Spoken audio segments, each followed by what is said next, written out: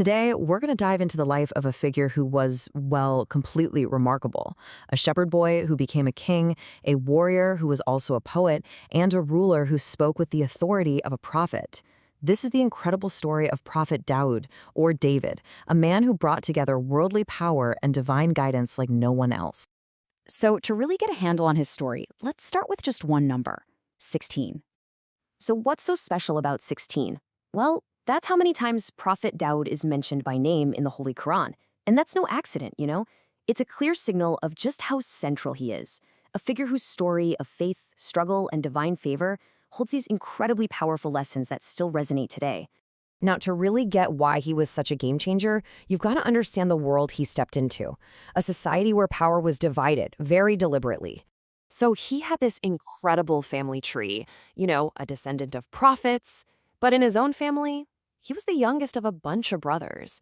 He was kind of overlooked, and definitely not the one anyone would have picked to become a leader, let alone a legend. And this is where things get really interesting, because Dawud, he just completely flipped the script on leadership. Before him, the Israelites kept things separate. Worldly power, that was for the kings, from one family. Spiritual authority, that was for the prophets, from another family. It was all about balance. But Dawud was the very first person in whom God united both of those roles. This wasn't just a small political shuffle. It created a whole new kind of leadership, where divine wisdom was steering the ship of state directly. So, you might be wondering, how does a guy like that end up in charge? Well, it all started with one single epic showdown, the moment that took him from being an unknown shepherd to a national hero. Picture this. The army of the Israelites, led by their king, Jalut, is up against this massive enemy force. But it's not the army they're scared of. No, it's their champion, this giant of a man, Jalut, or as you might know him, Goliath, whose sheer size was enough to just paralyze the entire battlefield with fear. So Jalut comes out, and he's taunting them, challenging any one of them to a one-on-one fight to decide the whole thing. And there's just silence. The entire army is frozen. Nobody moves. Well, nobody except for one person, the young Dawud. And what he did next? Wow, it's legendary. Armed with not much more than a simple sling and a whole lot of faith, Dawud did what an entire trained army couldn't. He hit the giant with a stone, bringing him down with a single perfect shot. And just like that, the entire war turned on its head, and Dawud became the hero of his people. See, that one moment of courage, it was about so much more than winning a battle. It basically lit the fuse for his journey to the throne. After King Jalut died, the people knew exactly who they wanted to lead them, and that's when Dawud's new era of leadership as both king and prophet really began.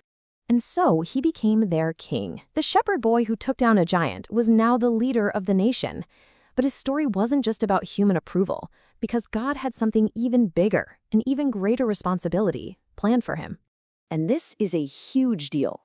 God gave him this unique and powerful title, Khalifa. It means something like viceroy or successor on earth. And get this, besides Prophet Adam, Dawud is the only prophet in the Quran with this specific title.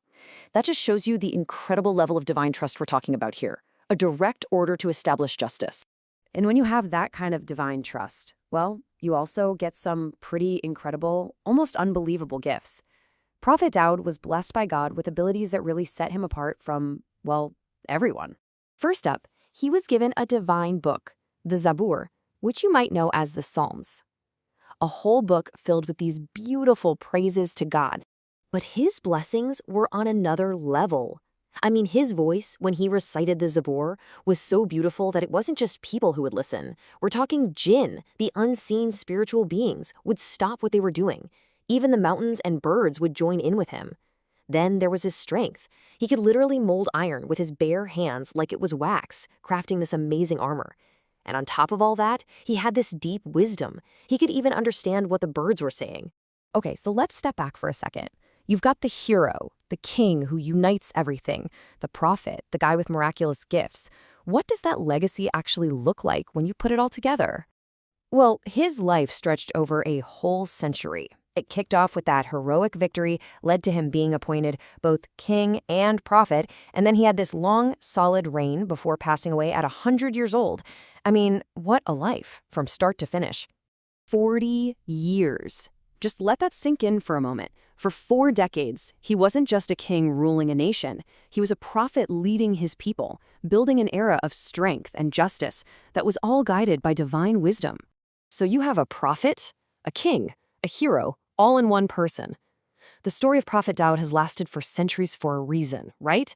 It shows us that faith really can beat brute force, that real leadership is this sacred responsibility, and that the courage of just one person can totally change the course of history. And I guess that leaves us with a question.